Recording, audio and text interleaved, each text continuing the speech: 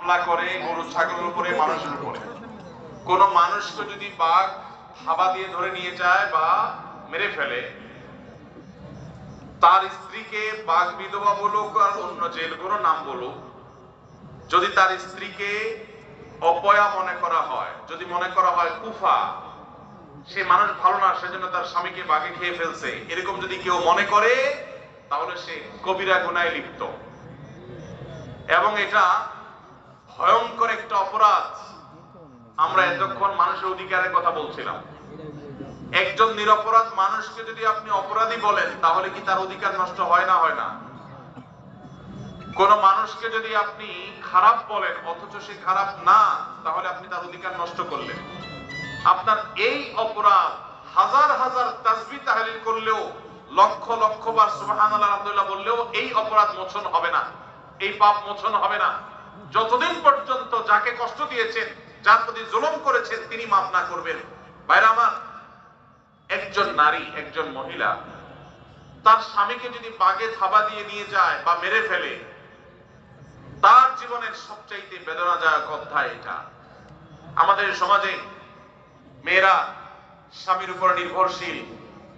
এই গ্রামাঞ্চলে অভাবী পরিবারের মানুষ হিসাবে স্বামীটা মারা গেলে অসহায় হয়ে যায়। এই অসহায় নারীকে সমাজের প্রত্যেকটা মানুষের কর্তব্য আশ্রয় দেওয়া, তাকে সহযোগিতা করা, তাকে সান্ত্বনা দেওয়া, তার পাশে দাঁড়ানো। কত বড় পৈশাচিক কাজ হতে পারে, কত বড় নির্মমতা হতে পারে, কত বড় পশুত্ব হতে পারে যে সেই নারীকে অপয়া বলে তাকে কষ্ট দেওয়া, তার সাথে মেলামেশা না করা, উঠা বসা না করা, জলসল না করা, তাকে দূর দূর করে ঠেলে দেওয়া। কেন? কারণ সে খারাপ বলে, সে অপয়া বলে, সে কুফা বলে, তার ভিতরে বেবরকতি আছে বলে তার স্বামীকে বাগে নিয়ে গেছে। এটা কোনো মুসলমানের বিশ্বাস নয়, এটা কোনো মুসলমান বিশ্বাস করতে পারে না। বিপদ আপদ আসে কার তরফ থেকে? মনে রাখবেন, নবী করিম সাল্লাল্লাহু আলাইহি সাল্লাম বলেছেন, আশাদ্দুন নাসে বালাআন আল আমবিয়া সুম্মাল আমসালু ফাল আমসাল। জীবনের সবচেয়ে বেশি বিপদ এসেছে কাদের জীবনে? নবী রাসূলদের জীবনে। নবী রাসূলদের জীবনে যত বিপদ এসেছে, এত বিপদ কোনোদিন কারোর জীবনে আসে নাই, আসবেও না। যার জীবনে যত বিপদ আসে, সে আল্লাহর তত প্রিয় পাত্র হওয়ার আলামত যদি সে ঈমানদার হয়, নেক আমলকারী হয়। কারণ নবী করিম সাল্লাল্লাহু আলাইহি ওয়াসাল্লামের আরেকটি হাদিস আছে, সুনান তিরমিজিতে বর্ণিত হয়েছে, তিনি বলেছেন, ইন্নাল্লাহা ইযা আহাব্বা কওমান ইবতালাহুম।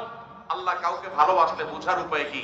যাকে ভালোবাসে তাকে পরীক্ষা নেয়। আপনারা এই অঞ্চলের মানুষ, আমি জানি নানান পরীক্ষার মধ্য দিয়ে আপনাদের জীবন পার করতে হয়, নানান কষ্ট আপনাদেরকে সহ্য করতে হয়। একদিকে যেমন বাঘের থাবা, আরেকদিকে মানুষের থাবা, নানামুখী জুলুমের শিকার আপনাদের হতে হয়েছে, আমি জানি। এই হাদিস আমাদের জন্য সান্ত্বনা। নবীজি বলেছেন, ইন্নাল্লাহা ইযা আহাব্বা কওমান ইবতালাহুম। আল্লাহ যখন কোন সম্প্রদায়ের মানুষকে, কোন এলাকার মানুষকে, কোন জাতিকে আল্লাহ যখন ভালোবাসেন, তখন তাদেরকে পরীক্ষায় ফেলেন। এই পরীক্ষায় তারা উত্তীর্ণ হতে পারে কিনা, এটাই তাদের জন্য বড় চ্যালেঞ্জের বিষয়।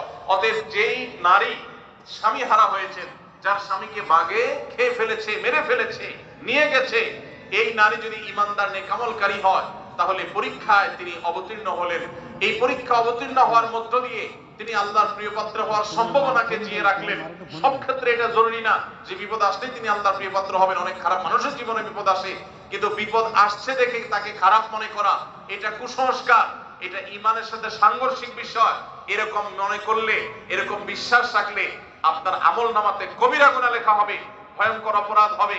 আপনি কোনো মানুষকে এভাবে কষ্ট দিতে পারেন না।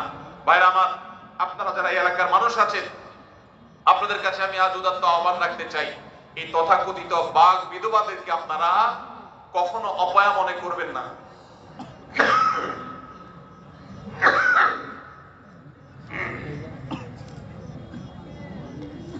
কখনো তাদেরকে দূরে ঠেলে দিবেন না, তাদেরকে দূর দূর করবেন না। চেষ্টা করবেন তো ইনশাআল্লাহ।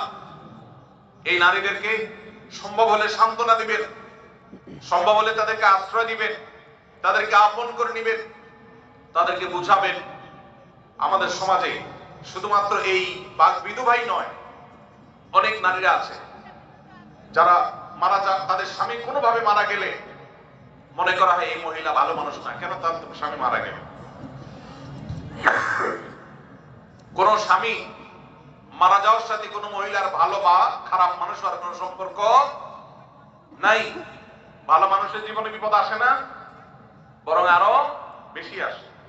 অতএব এই কারণে যে কুসংস্কার সমাজে আছে এটা আমাদের দূর করতে হবে। আল্লাহ আমাদেরকে তৌফিক দান করুন। দোকানে খেয়ে টাকা মেরে দিলে পরবর্তীতে সেই টাকা ফেরত দিতে হবে কিনা? দোকানে খেয়ে যদি টাকা মেরে দেন সেই টাকা আর ফেরত দিতে হবে না, যদি দোকানদার আপনার বাবা হন। বাপের দোকান